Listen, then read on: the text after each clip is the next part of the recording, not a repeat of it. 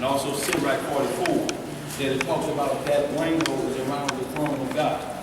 So they put it to them, and then they take it, and now you see it together. Wouldn't be caught with one. Yeah. Don't want to be associated with it. Huh? But think about what you're saying. If I held up 2 pairs of shoes, some classic Jordans, or some Payless egg bottoms, which one you gonna take? Right, you're gonna take the Jordan.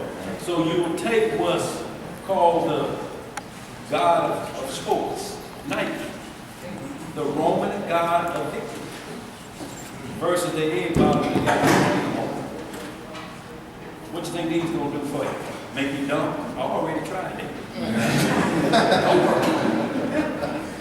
Right with the egg bottoms too, still don't work. Don't fool yourself.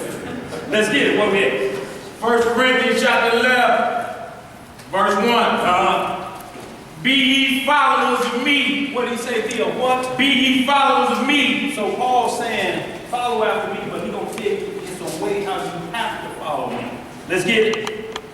Be ye followers of me, even as I also am of Christ. So Paul said he's a follower of Christ that makes him what?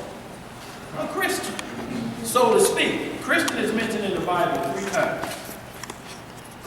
Once in the book of Acts, a couple other places, but it said they were first called Christ followers at Antioch. Not Christianity, the religion. Not Christianity, the doctrine that was picked from that, like somebody picked the book of John because baptism is there and run with a doctrine called baptism. Not like how the Pentecostals pick Acts chapter 2 and run with a doctrine called Pentecost and leave all of the rest of the scriptures out. So y'all, we have to understand that we were not chasing a man-made religion, but we were called followers of Christ. It's not a bad thing to be called a Christian, but it's the body of notes that come behind that, which there's a doctrine called Christianity that says, once Christ died, you have no more sins. They speak of a Trinity. They speak of a rapture. That's right. See, that body of notes does not line up with this. So there's 2 versions of Christ followers out there. One has to be an antichrist. That's right. That you chase. And one is the original. So you need to find out where we at, just like chasing the 2 Easters. Yes, Easter's mentioned in Acts 12 and 4. That's the Passover. But when you look up Easter, it says Pascal. And it says those were the days of unleavened bread. So which Easter is Paul them doing with unleavened bread? Which Easter, what do you see on that table? Cakes, pies, leavened bread, soda pop, Ham. everything, absolutely. So which one Easter are you chasing, y'all? So y'all have to understand Satan is masquerading as an angel of light. So everything he uses as deception, his bootleg will almost look real. Just like any bootleg movie you get, the first thing out of your mouth is what? It looks like an what? An original. Yeah. But we know it ain't because you have to throw it out there. Right. That's how the sale get done, don't it? Man, almost like original copy, dog. So you can take 90% of this film because it almost look good. You may just hear one cough in the background. Whoever filmed it at the movie theater. You hear no coughing with the original. Right. You don't see nobody get up and walk by.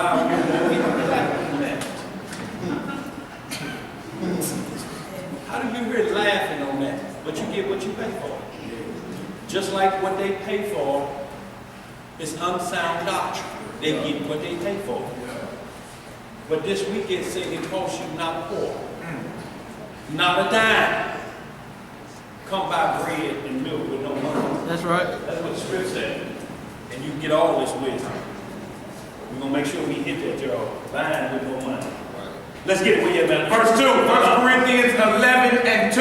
Yes, sir. Now praise you, brethren, that ye remember me in all things, and keep the ordinances as I delivered them to you. So Paul said, how you follow me is I'm going to deliver you ordinances. See how the body of notes always come in? See, you can say Yeshua, you can say Elohim, you can say Yeshua, you can name all of the titles of Christ and his Father. But until you express that body of notes that's coming out of your mouth, that's the measuring stick we are told to judge by. Not a title, right, but by the measuring stick. Because nowhere in this script it says that you profane my name by pronouncing it wrong or pronouncing it with a J. That don't make sense. It says, how did you profane the way of the Lord? Ezekiel 36:16. It said, everywhere you went, you did idol worship. That's right. You did sacrifice to false gods. So what do we see that profaning the name of the Lord is? Action. Doing the actions of the devil. And only calling on the name of the Lord that you heard. It's a read one of the 8 or 300 gods of Egypt. Lip service. How we know you ain't talking about him? What's the only way? Next, the doctrine. That's why Christ separated the Pharisees. They had this, but what was their doctrines? Commandments of who? Men. Let's get it. Where we at? Verse 3. Verse 3. But I would have you know that the head of every man is Christ. Who's the head of every man? Christ. Christ is the head of every man. That's right. Ain't no way to twist it. You can't slide Elijah Muhammad in there. You can't slide Benjamin Carter in there. You can't slide David Koresh, Buddha, or nobody. It says every man, not some men. Not just the men down in the basement of the Sirius building. But every man. Let's get it. But I would have you know that the head of every man is Christ. And the head of the woman is the man. And the head of Christ is God. So we got an order here. We got the Father. We got Christ. We got man. And we got woman. That's all. It says follow after these ordinances. If you get new doctrine in there that flip-flop any of these, if you get a doctrine like the Jehovah's Witness that moved Christ over his Father. That's crazy. If you get a doctrine, Joyce Myers, she moves herself over the man. Yeah, she was just Yeah. yesterday too.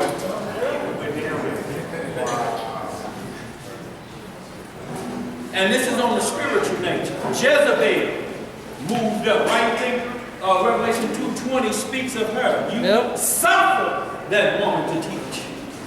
But I never told you to allow that to go on the spiritual level. Now when we get down to the carnal level, it's still the same thing. The Father, Christ, man, and woman. If that order changes, it's going to be what we call what? Out of order. Disorder. If your toilet flush It ain't working. what's going to happen? It ain't working. You got the bubbles and you let loose and then you look back there and then when you flush, you're not expecting that to go the other way. Well, that's what's going to happen when this goes the other way. That's right. It's going to be dung and water on the floor. And you're going to have to clean it up. Where we at? Verse 4. 1 Corinthians 11:4. Every man. Some men. Every man. Just a man working at the tire shop. Every man. Right? Praying or prophesying. Having his head covered. Dishonoreth his head. So right here we see that every man praying or prophesying. So it's speaking of two topics. Praying. We understand what prayer is. The first thing we have to understand, if we back these scriptures up, Paul is in the synagogue, breaking this off to the church of Corinth. This church was known for all of the Canaanite wickedness. Men having their own fathers' wives, as we read in 1 Corinthians 5. False teachers. False teachers, women teachers over men. And we're going to get into all of that so there's no misunderstanding of a woman who's a prophetess versus a woman teacher. We'll clear all that up. Can it be a deaconess? You know, can it be a rabbiess? No, y'all, we're going to get all of that clear today. But it lists two things, praying and prophesying. You know what praying is. When you pray in an assembly, and we're going to get to the script that let us know that everything must be for the edifying of the what? Church. The church. So Paul's instructions is in the assembly. He's telling you it's got to be right in this setting. It has to be right in this setting so that you can take it back home and get it right in that setting. That's right. If you don't, we're going to be out of order. If we out of order here, what are they going to open up the door for out there? See, but when you know we got to be as right as we can when we come in the assembly, then you're going to take that back home with you. You're going to cut out a lot of that activity back out there. Because now you're saying the light is on. And if if I get caught in the light, I got to be ready to burn. Yeah, straighten it up a little bit. Okay.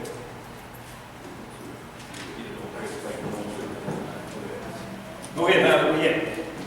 Verse 5. But every woman Yes, sir. that prayeth or prophesieth. Did that change, or is it the same thing for the woman? It's the same thing. Praying and prophesying. It doesn't change. But what's going to change is the order. Go ahead. Of the head. With her head uncovered. Dishonoreth her head. So right here, we got a man, if he's covered, praying and prophesying, he disrespects his head, which is Christ. We just read in the verse. Right? So his head covered. So what does that mean? First, we have to get an understanding of the covering. Spiritual first, and then always carnal. It's always spiritual first, because what made man come alive? The Spirit of God. And what did it make him then? What was he called? A living soul. He was called a living soul, not a living body. He wasn't called living flesh. He was called a living soul because the Spirit ignited the man or the woman that's inside of him, which no man can see, which no man can judge, but Christ. Because he said, that's where I look. Y'all got a problem looking on the outside. You know, everything you do is from the outer cup. That's why I gave you the definition of the Jordan's classics, or the Payless egg box. If you need shoes on your feet, why does the Jordan matter most? So I can be looked at like Jordan, who's a sinner, or do I be looked at like the common man?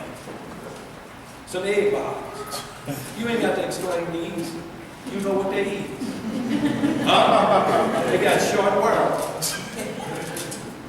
Let's get what we at. 1 Corinthians 11. 1 Corinthians 11, verse 5. But every woman that prayeth or prophesieth with her head uncovered dishonoreth her head. For that is even all one, as if she were shaved. So this is saying her head is her husband or the man. Now let's get this clear now. This is only talking about a spiritual marriage. This is what Paul is talking about. Paul ain't talking about no dilly-dally or none of that. The whole thing is Christ is married to us. Jeremiah 3:14, and then we will be married into the new covenant. It speaks about in Revelation 19 and 20 chapter. The new covenant mentioned in Jeremiah 31:31 and Hebrews 8:8. That covenant still, we are engaged in that covenant. We are getting prepped. The time is grooming us just right. Like Jacob groomed Rachel for 7 years. Worked for her, just sported with her. But no dilly-dally for 7 years. How many of y'all do that? Sporting. Kissed her on the lips every now and then, the book of Jasher speak of. But wasn't no dilly-dally. Wasn't no whispering naughty nothings. Just let me only a portion. I swear I can go all the way. None of that. Just hell no.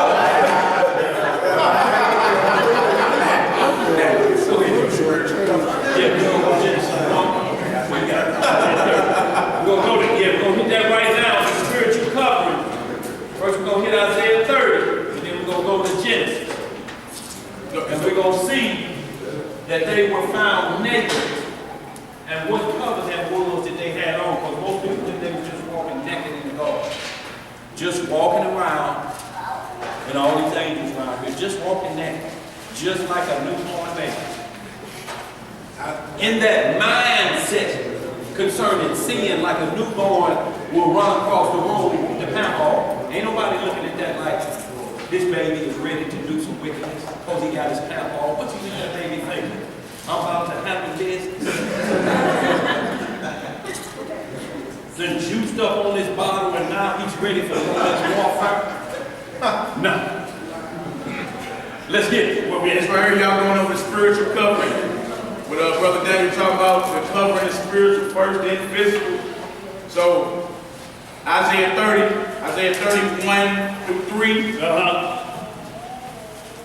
We got one in Exodus and Genesis as well. Absolutely. Just to show what it means by spiritual covering. And what one is become naked, y'all, because you'll become naked out there. Yeah. It's like, and why do you think when people say you get caught short in your dilly dally, what's the first thing we say? You got the what pulled off of? The drawers. You got the drawers snapped off of. Didn't nobody physically come in there and just snatch them off. And the light clicked on, and you weren't supposed to be doing what you was doing.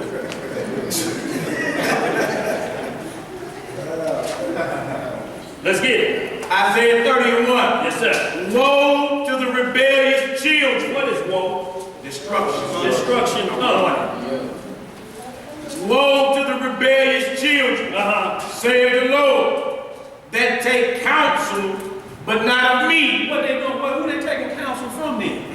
He said, but not of me. These are rebellious children that's taking other counsel. Right. They have a new head.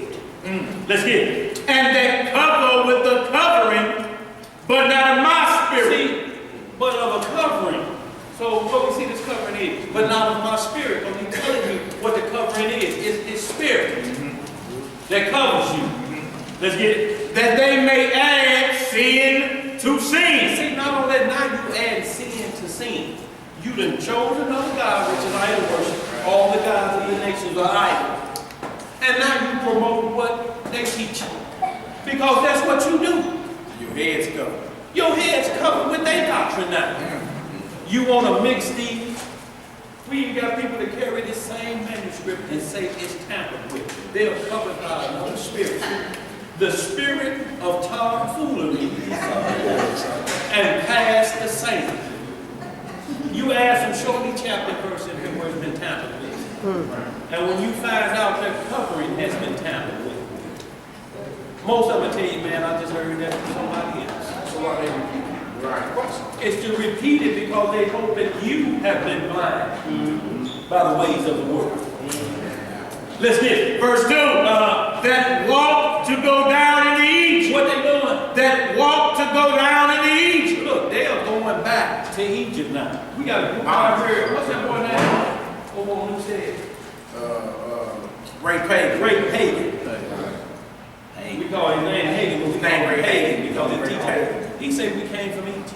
Pagonomics. Egypt has no prophecy. You ask them about where do we end up and how did we start? Nothing. Chub rock. Right.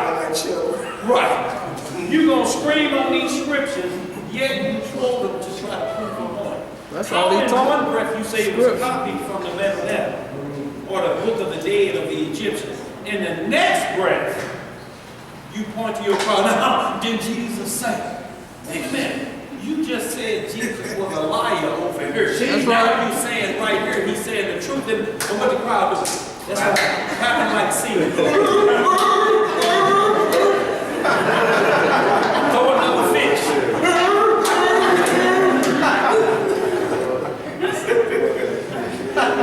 Let's get it way in back. Verse 2. That walk to go down into Egypt and have not asked at my mouth to strengthen themselves in the strength of Pharaoh. So they want to strengthen themselves or become knowledgeable in the clay.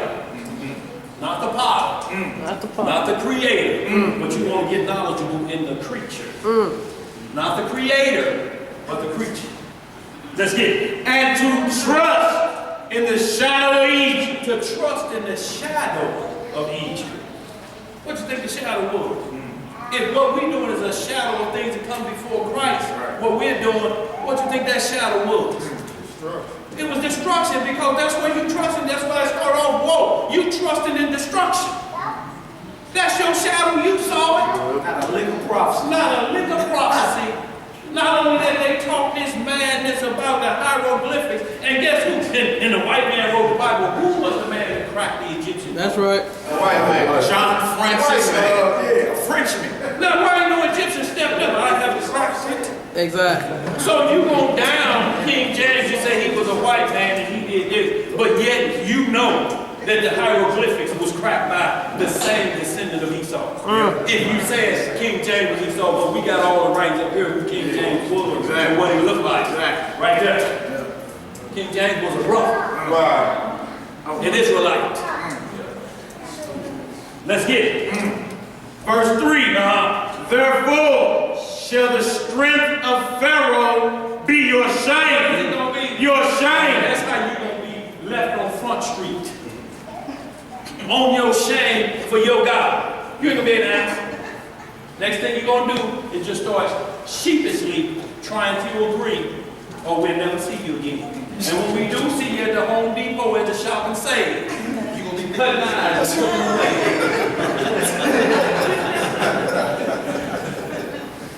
Why? Because you scared, we're going to ask you some questions. Right. What's up with the shadow of Egypt? Always there. Now, brothers are pumping that same stuff. Heritage. Restored, part 2. It's about a boy pumping this same shadow of Egypt. Now, look what he got right here. You shall hear the truth, and the truth shall make you free. That don't make sense. This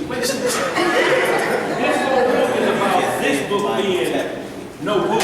That's ridiculous. Yet you gonna quote his writing to prove your book. That's ridiculous. Y'all see the deception in that? Yeah. The tomfoolery of that. That's major And he deception. wanted $2 in a ball for this. No. I don't know how to pay for tomfoolery. I'll use it as a teaching tool.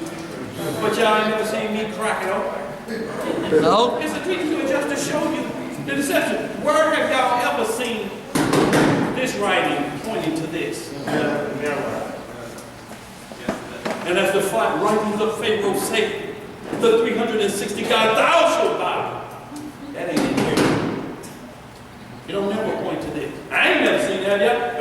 Yeah. Point to any other creator. It ain't Because it ain't no other. It ain't no prophecy in Egypt. Like That's what? right. Name an Egyptian prophet. That's right. And what prophecy did he write down that ever come to pass? That's right. What Buddha make any prophecy? Nope. Buddha was trying to find understanding his own self.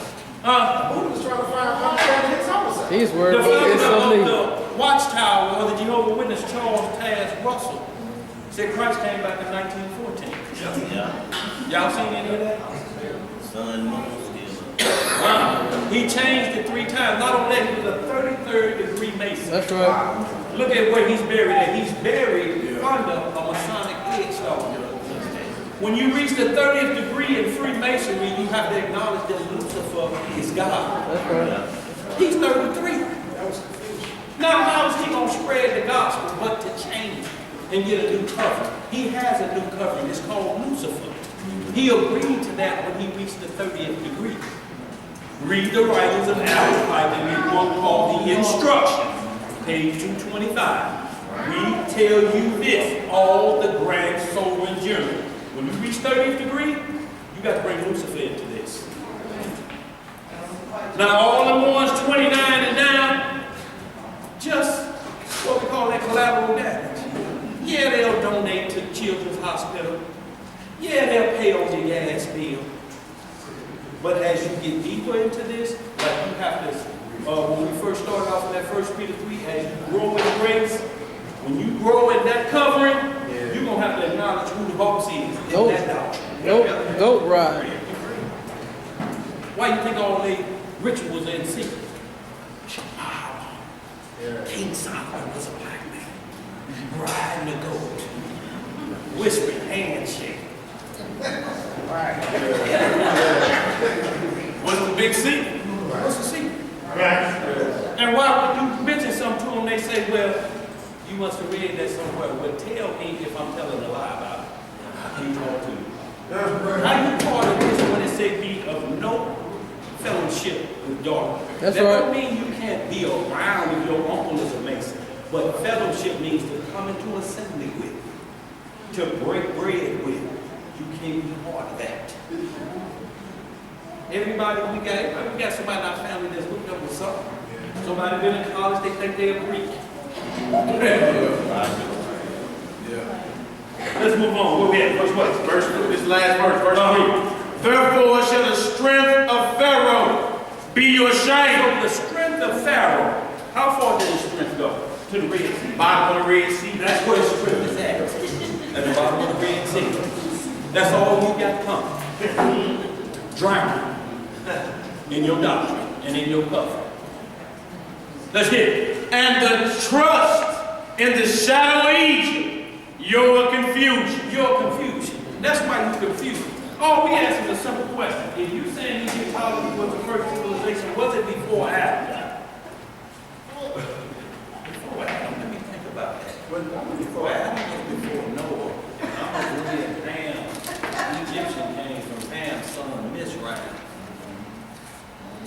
Well, see, right. So what you're saying, the first civilization on earth started 3,000 years ago.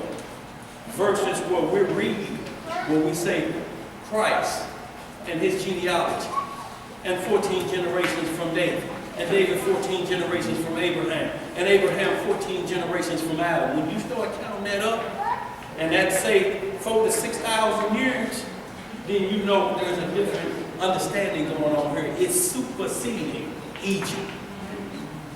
Let's get it. Where we at now? That's it for that. That's it for that. Let's get that Genesis chapter 2, verse 18. I'll show y'all right now. Exodus 32. We're going to hit that too now.